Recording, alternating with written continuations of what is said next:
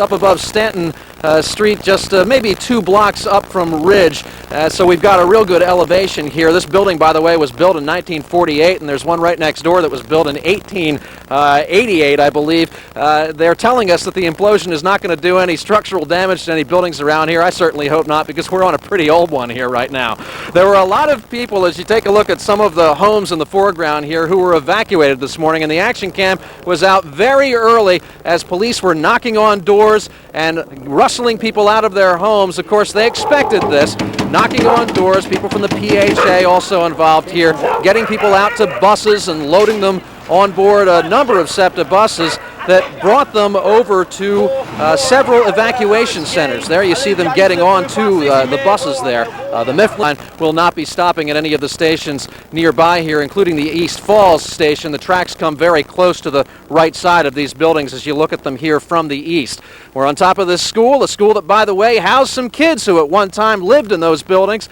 We've got some local East Falls residents with us up here on the roof and some officials from the school, and it should be an excellent viewpoint for these folks as we're all getting ready for the implosion just minutes away. Flora, Dan? David, very quickly, you talked about the evacuation, that they went door to door at 5 o'clock this morning. Do you notice any folks, though, holding back, saying, hey, I'm not leaving, this is my home, I'm staying put? Flora, I'm having a little hard trouble hearing you because the connection here is not real great, but the evacuations are pretty much finished at this point, and in fact they've sounded a siren just a short time ago before you hit us live that we believe was the 15-minute warning. Everybody who shouldn't be in there is certainly out of there at this point, and police and demolition crew officials are making the final sweep through the area. All right, thank you very much, David, and we, of course, will be going back to David and checking with him again after the blast. And Flora, we have another live location on the ground. That's at the reviewing stand near the Falls Bridge, where all the various dignitaries have gathered, and that's where Action News reporter Denise James is standing by live. Good morning, Denise. What's the story there? Good morning. I am a river away from the Schuylkill Falls Towers. Across the Schuylkill River, you can see the towers there. The excitement is building here when we talk about dignitaries. You mentioned John White is here, as well as Senator Chaka Fattah, the Councilman Michael Nutter. With me is Senator Arlen Specter. This is seen by some, one of the phrases used earlier was a demolition of failure. Is this part of what you see? Well, in part it is. I helped bring $12 million to renovate the towers 10 years ago. Didn't work out, but I see it as a great opportunity for the future for success. I see this area as an extension of Manayunk, where there are shops and restaurants, and it's prosperous to add to the tax base. And then we need to take care of the people who are displaced, but it's my hope, working with the mayor and also Secretary Cisneros, I've already talked to Henry Cisneros, that we can put the money which I'm going to fight to get for this area. What are you hearing about the possibilities of getting that money? Because that's been one of the problems. I talked to Secretary Cisneros last week, and we're going to sit down in a couple of days, and I think the prospects are good. We've got to have a good plan. And I think the right plan is not to put people in projects and isolate them, segregate them, but instead to have scattered site housing. There are a lot of vacant houses around the city, and sell them to the people for $1, let them fix them up, and let them have a pride and ownership stake, just like my house. You know, I live in the neighborhood. I'm up on Warren Drive, 5th house on the left, the one without a mortgage. And in my line of work, you got to have one without a mortgage. Now, you talk about scattered site housing, but there are plans to build 70 new low-rise units on the site. Hopeful plans at this point. Of course, it all depends on the money and the mix of whether or not you're able to get or build something that involves PHA housing, as well as some low-income housing for home ownership and commercial. Do you think you're going to be able to get the money in place in time to lure around town? And I have reservations about that. I want to see those folks in nice housing, but I think they're a lot better off if they're not in a unit, in a project, which historically deteriorates, and are around the city in scattered site housing integrated into the community. All right, well, I thank you for joining me this morning. We are just moments away from the implosion. Here we have a good view. There are also, up on this dignitary area, a number of people who have lived in the housing development in the past, the Schuylkill Falls Towers. One woman I talked with had moved out just years before they closed the towers down, and she was feeling a little bit emotional today. But anyway, just moments away, and back to you guys in the studio. Yes, indeed. indeed, Denise. Thank you very much. The time now is 8:53, about 7 minutes away now from the big event. Back to our live picture from Sky 6 with a bit of history about the towers. They were built in 1954 at a cost of just over $9 million, 448 units in the two 14-story structures. But almost immediately, a myriad of problems surfaced. The structures, when they were built 42 years ago, were considered revolutionary in terms of the kind of public housing they would provide, but it was an experiment that in the long run did not work. The residents didn't like them, the elevators frequently broke down, and among other things, there were only 4 years after they were built, tenants began moving out. And for 20 years, the buildings lie vacant, breeding an influx of crime and just generally an eyesore for residents. And now they're coming down. Just minutes away now, checking the clock, just 6 minutes away. Well, today's implosion is the second for the PHA in its effort to overhaul public housing in Philadelphia.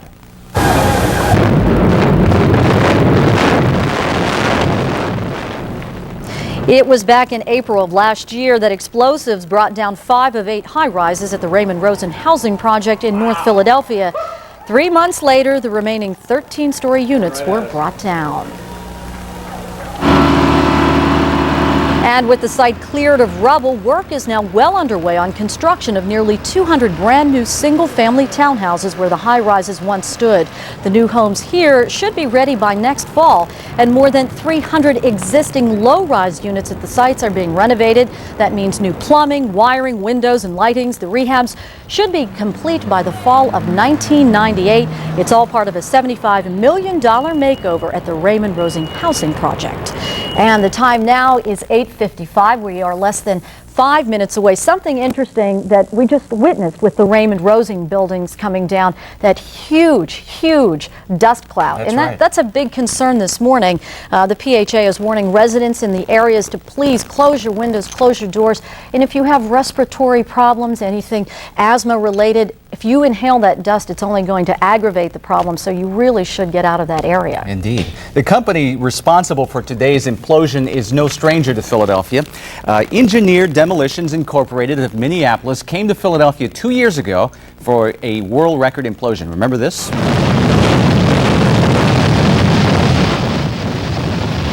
That was October 30th, 1994.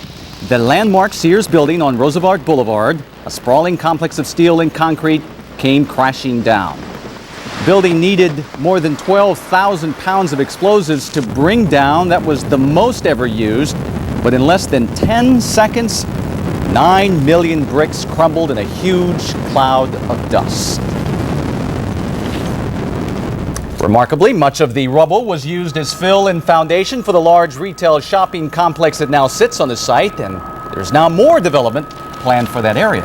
And now we're going to check the time again. It is now 8:57, less than 3 minutes away. Let's go back live to Action News reporter David Murphy, standing by live at St. Bridget's Roman Catholic Church. David. Well, we're back here, and I've got a guest this time. This is Sister Christine Konopelski. I think I said that correctly, right, Sister? Thank you, Dave. You said that we had a lot of preparation here at St. Bridget's. Is that right? Yes, we did. On Friday, for about 4 or 5 hours, we did taping of all the windows in the school, all the doors, to help to keep out the dust, because we are concerned about the dust so close to the school. And we're looking at a live picture that I believe that's from Chopper 6 now, of the two towers. Just minutes away. We heard the 5-minute siren just a couple of minutes ago, so we're getting very close. Sister, you enlisted the help of some grade school kids for this too, right? Yes, the 7th and 8th grade were very helpful. They did a lot of the taping throughout the school, as well as the teachers who did a lot of work to get the preparation. Obviously, school was a little bit disheveled on Friday, but it was something we really need to do, and all of our children come from East Falls, so it's certainly a community venture. And Sister, as I come back live, we were talking about the dust and the concern about that, not only amongst us, but they were also talking about that as the studio. We should both demonstrate that we are prepared here,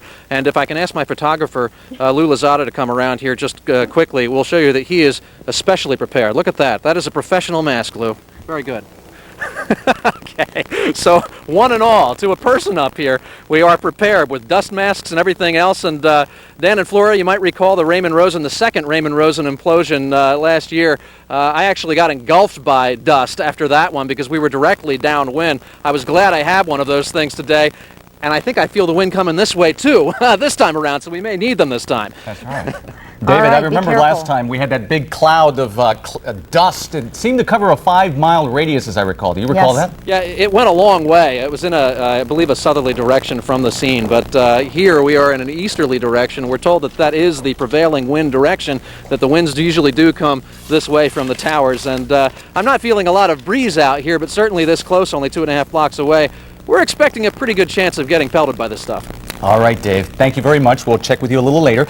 Let's go now to Sky 6 to give you the view, the vantage point from there. This is across the river along Ford Road in Winfield Heights, directly across the river, an expressway from Schuylkill Falls. From here, you'll be able to see both towers go down side by side. This will give us a great vantage point for it. It'll be a great view. We're talking about 600 pounds of explosives that will bring down both of those buildings. They will collapse inward. It will take a matter of seconds to bring down both of those buildings. There are charges that have been placed on the lower floors of the buildings, and the theory is once those floors collapse, gravity will take care of the rest of the buildings. Again, they will fall inward. We just got the 30-second alarm. 30 seconds, those buildings are going to come crashing down. They've been vacant for the last 20 years, and it's just amazing to think that in 20 seconds, they'll be gone. It's remarkable. It took some 2 years to build them and only seconds to bring them down. Let's listen now as we get close to this countdown and hear the final word. Here we go.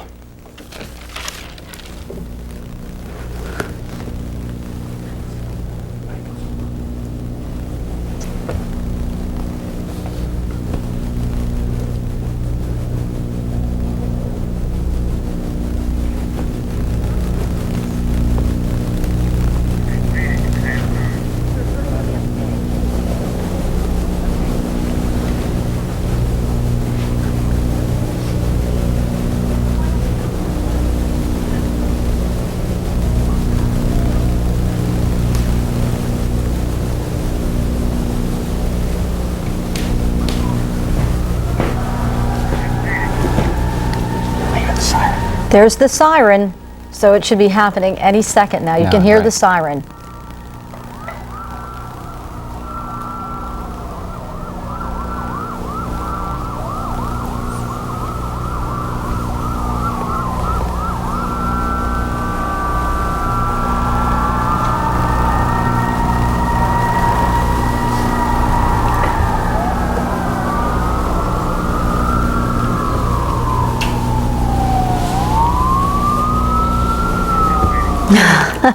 Still waiting here. Obviously, they're running a little bit late. It's now 1 minute after 9. Unless their clocks may be a little Maybe off, our clocks. right?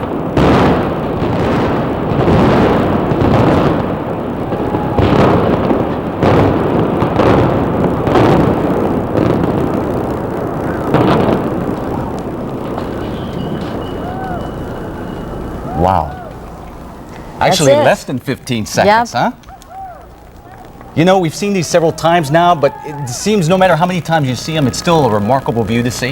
It really is remarkable. I'm sure it's very hard, too, for all of the residents who lived there at one time and to see their homes just to come crashing down like that in a matter of seconds. Well, the good thing is that the residents will be involved in the planning of the new construction on the site. And a key, as far as many of them are concerned, is being able to own their own homes. That is a factor that many say could bring about positive social change at Schuylkill Falls. Now, here's what the PHA was concerned about. This dust cloud. You can see it from Sky 6. David, you're in the thick of this right now, right? This is round 2 for me. Yeah, the dust is, just as we thought, coming directly toward us. Now, it's not quite as thick as it was after the Raymond Rosen implosion, the second Raymond Rosen implosion, but it's now creeping forward just the way it did then. And we are beginning to get doused by this stuff. I think we've got a replay from our position here, and we had a number of people on the roof with us here, and as soon as these buildings went, I could see a couple of these people just jump. I mean, we were only about 2.5 blocks away, and here it goes. That first building really got you, and then you're looking over at the second one, and you don't see it going right away, and you think, uh-oh, we're going to get hit again.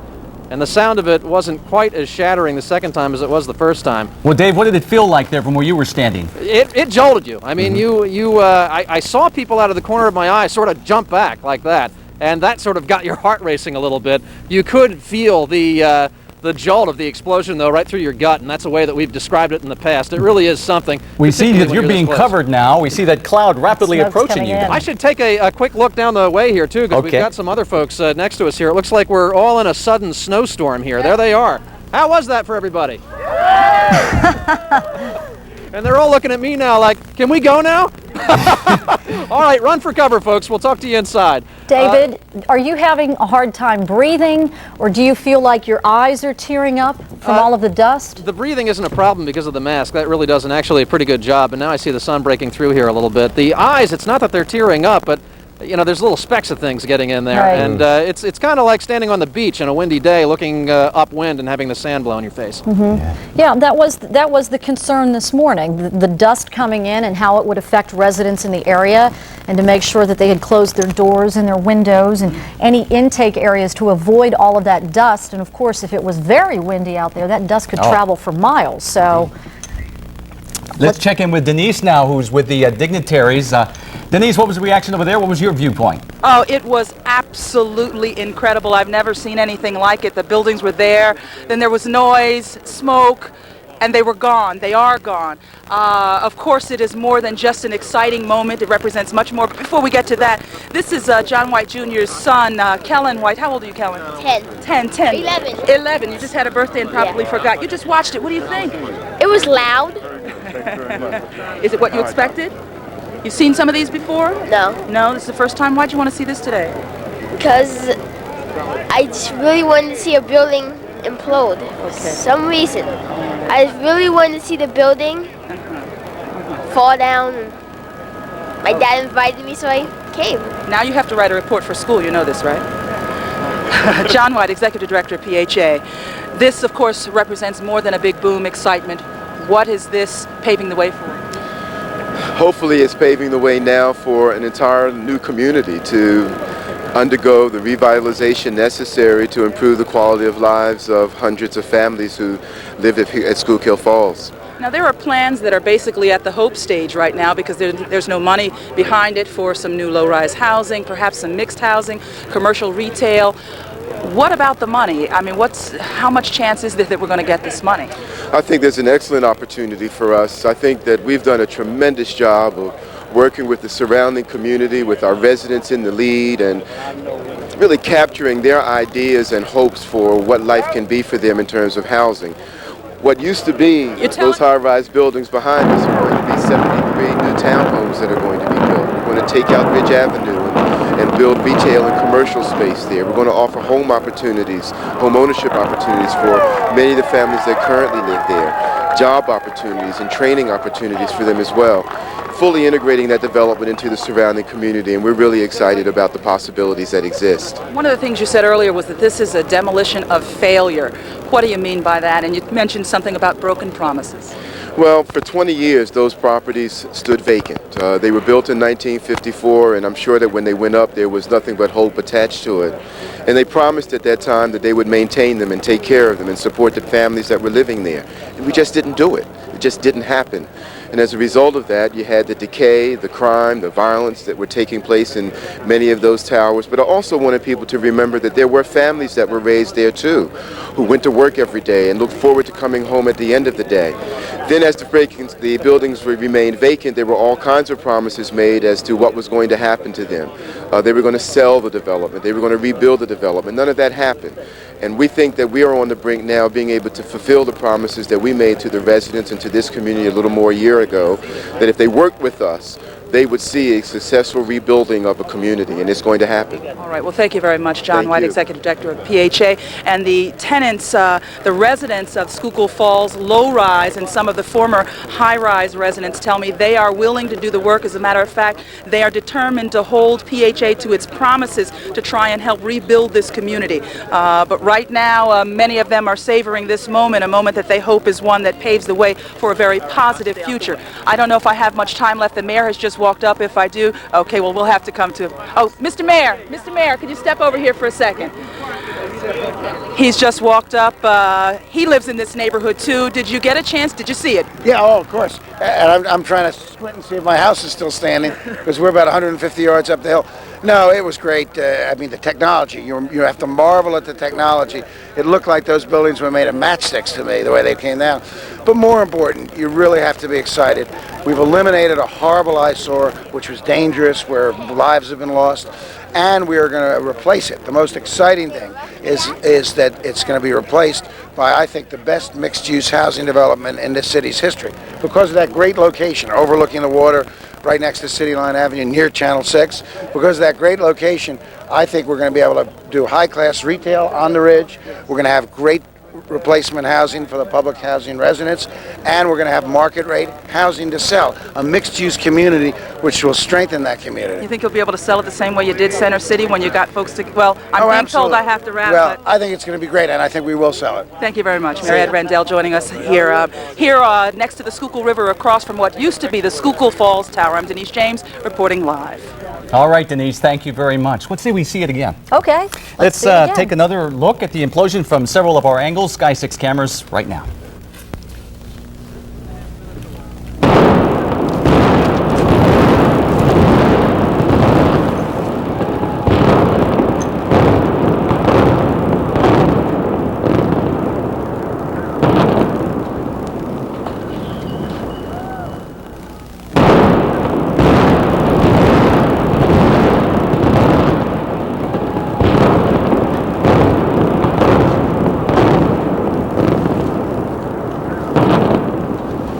What a sight to see. What a sight to see in less than 15 seconds. Looked like matchsticks, like the mayor said, huh? That was a good description. All gone. We are back live to Chopper 6, and you can see the dust cloud now. This is what officials were so concerned about. It actually does not look too bad at this point. It seems to be breaking up. But the dust cloud from the Sears implosion caused major problems for miles around the blast site. You might remember that, and officials today were hoping to avoid all of that, but the dust is sweeping over the city a bit there. Now, cleanup crews are poised to move in and start cleaning up the streets, but this is important. Cars, homes, sidewalks, that is up to the individual property owner. Residents will have to clean up their belongings, their cars, their homes, the sidewalks themselves. And it's going to take a while because, you know, these buildings came down in a matter of seconds, but now they're talking that it's going to take 10 months to clean up the mess. $3.2 million to bring down the towers at Schuylkill Falls, and now 10 months to clean up all of the dirt and debris that has been left behind to make room for progress. Remarkable. And that is our implosion story for the moment. We will have more than an hour of other news ahead this Sunday morning, including a rush at the 30th Street Post Office last night as thousands of people tried to sort out a confusing promise of a rebate for baby formula consumers. Medical reporter Anita Brickman has details about how hormone therapy might hold promise for those infected with the virus that causes AIDS. And in Mark Howard's Minding Your Business report, he'll take a look at the changing habits of holiday shoppers. If you're headed out for some shopping, take it easy. Ice on the roads has followed yesterday's drenching rains causing some accidents. Cecily. And the weather should be clearing up. We'll have the details in the AccuWeather 5-day forecast. We'll have those stories and much more on this expanded edition of Action News when we come right back. Stay with us. Every once in a while, a movie comes along to stir your heart. Well, what's going to happen to all the kids? They were orphans, but they were forgotten by the system. You're not going to be lonely anymore. Now, Kirk Cameron's going to give them one unforgettable Christmas. I'm your guardian angel. Making their dreams come true. Now you're in heaven. Say what? Kirk Cameron, Chelsea Noble, and Oscar winner Cloris Leachman in A Little Piece of Heaven. Be sure to watch tonight at 11:35 on Channel 6. Now there's a vehicle designed to give you greater control in the downhill that lets you express yourself with its free style and is instrumental